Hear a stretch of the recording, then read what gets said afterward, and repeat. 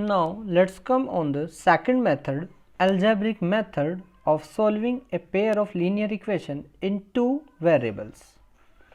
ठीक है, इससे पहले हमने ग्राफिकल मेथड डिस्कस किया था.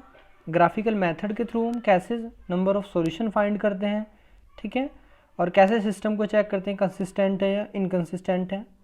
और मैंने ये भी डिस्कस किया था कि हमारे पास ग्राफिकल मेथड के बाद हमें अलजेब्रिक मेथड की क्यों नीड पड़ी.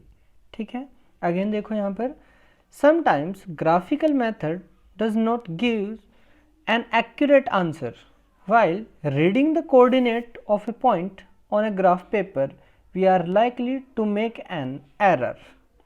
ठीक है, so we require some precise method to obtain accurate result. The algebraic methods are given below. ठीक है, यानी हमारे पास ग्राफिकल मेथड में जब इंटरसेक्शन वाले पॉइंट्स का हमें कोऑर्डिनेट फाइंड आउट करने होते थे तो वहाँ पर हमारे पास उसको फाइंड आउट करने में एरर आ जाते हैं.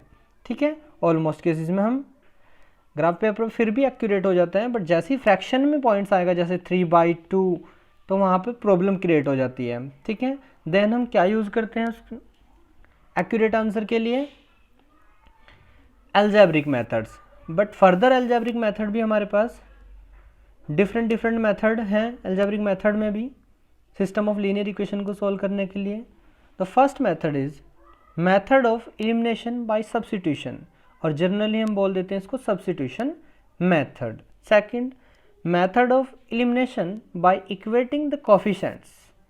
ठीक है, and the third is method of cross multiplication. ठीक है, मेनली यहाँ पर हमारे पास 3 अलजेब्रिक मेथड्स हैं. ठीक है, स्टेप बाय स्टेप हम इन सभी को समझेंगे. But first of all we start the method of elimination by substitution method.